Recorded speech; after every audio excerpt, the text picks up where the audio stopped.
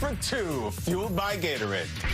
I've been back on the show for 20 minutes. I feel like I'm being trolled. Let's take a look back at March 13th, 2025. The Seahawks signed former Vikings quarterback Sam Darnold, and Mike McDonald standing there like, this guy's going to take me to a Super Bowl, and he's going to win it.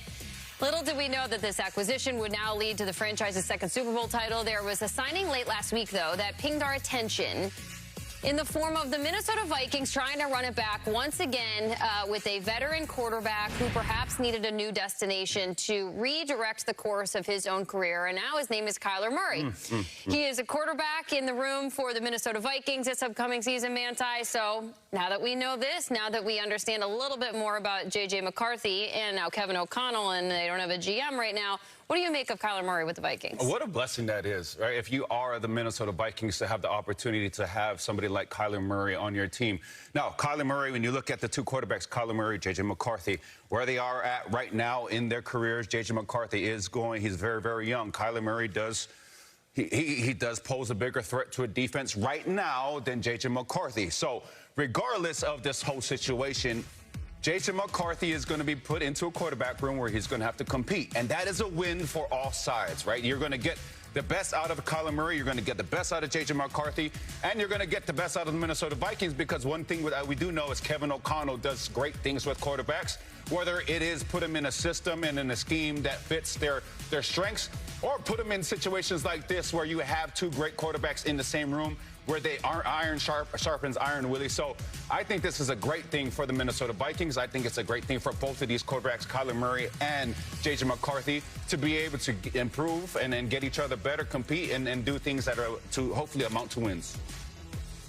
Yeah, I hear you, man, Todd, but I'm struggling with this. I know there's a running narrative that Kyler Murray and J.J. McCarthy are in this quarterback battle, that there's going to be a competition.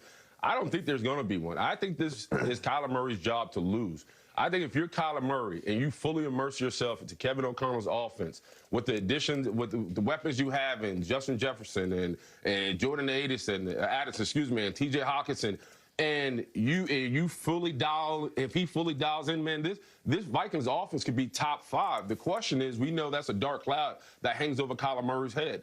One, he's injury prone, and two, how dialed in is he when it comes to the playbook? So I'm looking at Kyler Murray and I'm thinking, like, man, this is your 1-year audition. This is essentially an audition. This is a make or break year for you. Because think about what Daniel Jones did when he left the Vikings and landed in Indianapolis. Payday. Think about how we view Malik Willis after the showing he had this past season. Payday. So if you're Kyler Murray, man, you put some good things on tape, you pop off the tape, you got a big bag waiting for you at the end of this year. So if he could just dial in and be the best version of himself he could be, Kyler Murray could be looking at a big check at the end of the season. I hear that, and I think he could be looking at a start at the beginning of the season. I saw the news. I was like, oh, I think Kyler's your week 1 starter. They may spin it as this competition, and we want JJ to fight. No. If you're Kevin O'Connell, you don't bring in Kyler Murray to create some competition. You bring him in to start for your team. I understand. Kyler Murray is, I don't know, talent-wise, top 7 or 8 in the league, just pure talent, like that talented. I don't think J.J. McCarthy can hang in a quarterback competition with Kyler Murray. Not only just the athletic ability and the running and the arm strength, like those aren't J.J.'s things. I'm not sure what J.J.'s things are, but put J.J. aside for a bit. If you're the Vikings also, all right, so you got this fancy car, and you've had it for a couple of years, and you're like looking up lemon law stuff. It's just not working. It's not driving well. You're not happy with it. And then someone pulls up, and they're like, hey, do you want this Lamborghini? And you're like, well, I don't know. It's got a lot of mileage on it. You're like, well, it's only 28 years old. Wow, all right. Well, it sounds very expensive. No, it's basically free. Like, it's just basically nothing. Give me $100 and you can have it. This sounds like a great deal. Why would I say no to this? Well, it's like pretty much like the one car on the street that anybody wants. There's a few cars on the street this year, and this was the best one, and by far. And so, do you want it for free? Because you can have it. Yeah, is there like a catch here? No, just take it and shut up and take the car before I leave. And they're like, yeah, I'll take it. And they start driving it. It's just, I don't think this is a quarterback competition. And I don't like to come out and disparage J.J. McCarthy. Seems like a great guy. But like Kevin O'Connell, I think he's like, bring me someone, bring me anyone. But if we can bring me Kyler Murray, get him in here. Also, let me riff you off a quick list. After Kirk Cousins, oh crap, I just spilled. After Kirk Cousins left the Vikings, Justin Jefferson's quarterbacks, Justin Jefferson, Sean Mannion, Nick Mullins, Josh Dobbs, Jaron Hall, Sam Darnold, Carson Wentz, Max Brosmer, J.J. McCarthy, and now Kyler Murray, who for all his faults is the talented guy to get drafted #1 overall. And again, I urge you to look at his 2024 injury-free season, which he was a top 12 quarterback in the NFL. I think he's a week 1 starter, short of something crazy happening. In fact, that guy who's trying to give you the Lamborghini is like, no, I actually have to keep making the car payments. You just get to take the keys from me and you get to drive away. I'll pay for it. Yeah, I'll exactly I'll keep paying for it. It does have to be paid for, but I'll take care of it. And I know, I get it, it's little. There's only a 2-seater, but it goes. Like, and this thing ain't running. Like, yeah, I'll take it. Purple. It can make the turns that you need it to. It's very agile, this Lamborghini. All right, that's just the Vikings. Let's take a look at the teams to spend the most money so far in the 2026 free agency era that we're in right now. And if you consider this list, the new Titans logo looks so great. So cool. Raiders, noted. Colts, Commanders, Panthers. That's the list right there. Who we flirting with that if you know that they've invested, you're looking ahead to 2026, Manti. Who are you thinking about as we always like to consider prediction week year round? I do love that Titans logo. It looks great. There is a logo on there that I'm going to talk about, a team that I'm going to talk about that I'm flirting with, and that's the New York Jets. You're going to love this, Willie Colon. Oh. You're going to love, I'm going to go with the New York Jets. Aaron Glenn going in his second year as a head coach for the Jets. This is his establish your culture season. This is what he did, okay? So I shared this a little bit on this show that I'm an Eagle Scout, and one of the things you got to know as an Eagle Scout is how to build a fire. Now, when you're building the fire, there's this thing called kindling. It's these small little pieces of wood that you put there so that it ignites the fire, makes it easier for this fire to grow. Well, Aaron Glenn and the Jets go out there and find their kindling, right, to establish this, to start this culture. This is the kindling. Demario Davis from the Saints. Demario Davis was with the Jets. He was with the Jets when he first got into the NFL, but he was also with Aaron Glenn and myself when we were in New Orleans. So he knows the system. He goes and gets Minkah Fitzpatrick, smart, physical, culture starter, kindling. He gets 2 bullies at D-tackle, and Tavondre Sweat, who we love on this show, Angry Run winner. Yeah. And then also David Onyemata. I play with Big O.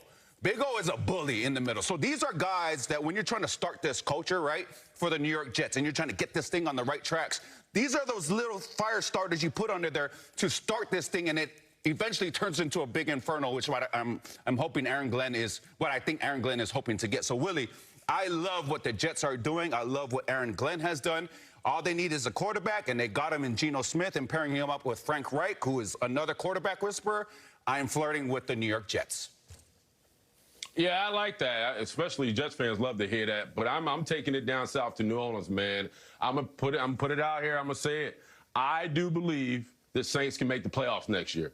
I think with Kellen Moore and the culture that he's building, you talk about Tyler Shuck in year 2. You talk about some of the dismissals, some of the guys that left the building, if you will, like Demario Davis, who you just mentioned. Now, there's some uncertainty about Cam Jordan and Taysom Hill. But right now, I'm a firm believer that the way the Saints left the season, winning 4 out of the last 5 games, that's momentum they need to go into this season. I also think right now, if you with the addition of Travis, how do you say his new name? As an HN, right? Yeah. I think we're on board with that one because that's what he likes. I think with the addition of him, David Edwards at guard, Noah Fant, who's a big-time tight end, Caden Ellis, who's a big stud. They got leaders. They got culture changers. Willie, look at that name on the young board. Group. So look at that, E-T-I-E-N-N-E. You get HN out of that. Yeah. It's different in the South. It's different. Listen, if the man wants to be called, I'm going to call the man whatever. Damn right. His mama named him Clay, I'm going to call him Clay, right? But with all that said, man, I think the Saints are due to make the playoffs, and they got my eye for next season. All right. Well, we're talking. Oh, here we go. Look, there's more. There he goes. We're going to talk about him shortly, including his name pronunciation. But if we're talking about who we're flirting with, Jamie, I got to be honest. Like, I'm not even flirting. Like, I'm rounding second. I'm like I'm Billy Bob and Angelina on the red carpet, just going at it. I'll answer in the form of a picture. Go ahead. There's no subtlety here, none whatsoever. That's me. That's me and Robert Saleh with his coming to GNC near you, Pure Hard Work supplement, the PHW. I'm going to say the Titans. Yes, I was in Nashville down last week. That's me in the QB1 and the new uniforms. And by the way, Cam was awesome. Like, just like you hear about, very charismatic, very interesting, like not like most quarterbacks you're around. He has a different vibe to him that I really liked. But I also really liked it. So in this event down in Nashville, which was first-class spectacular, they had a 50-piece orchestra on stage. Oh, wow. I mean, a 12-piece orchestra probably would have sufficed. 50 pieces of the orchestra, and I made the joke on stage that they had one orchestra member on stage for every free agent that they signed. There they are. There they are. See them in the background, just sitting there with their violas and all their beautiful instruments. You look like a pastor, Kyle. I know. It does have vibes of like mega church, like evangelist. It does. And I will exorcise the demons in the AFC South. And I did feel like that. Won't he do it? Yeah. I was throwing a holy water, except they were the new logo. They got a million free agents. They really went for it. They got the head coach. Look at that's Seamus. Look at your face. That's J-Mac on the left. J-Mac. And he was up there. Yeah, he was there because he's obviously a Titan, and he presented, and we threw stuff. It was a spectacular night. I mean, spared no expense. So much excitement. Listen, I think the team won maybe 3 games last year. It was not a great year. Not a good year. I don't care.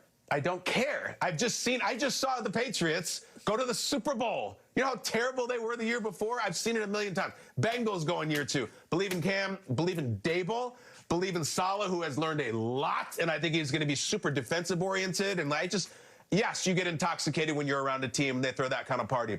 But again, Jamie, you know how we feel about our playoff picks. We don't toss those around. We're bound to those. Those are very important to us. I am going to continue. I don't care. I'm going to say what I have to say about the Titans leading up. By the way, they have the number 4 pick in the draft as well. They're at the top of pretty much every round in the draft. They're going to get a lot better. City style. Yeah, and I think they're going to make the jump. Maybe so. Maybe Jeremiah Love. Yeah. I threw out a couple draft suggestions to some Titans higher-ups, and one of them might have been Jeremiah Love, and I was greeted with a lot of no comments about all of them. Really? So I don't know who they're going with, but I know they got the 4, and that's a nice pick for a team that has that many new free agents, new coach, new everything. It's pretty exciting. Kyle's like, fly me into your city, have me stand in the stadium with your head coach on a microphone. Oh, and I'm also going to give you an opinion about who I think you should draft. Like they're like, Kyle, just be the talent with the microphone on the stage. Like, right, exactly. I can't. I need Righteous Gemstones to come back so Kyle can have a cameo in it. That just sounds like the wave pool scene. I'm all about it. I'll do it. I'm into it. It was fantastic. Kyle did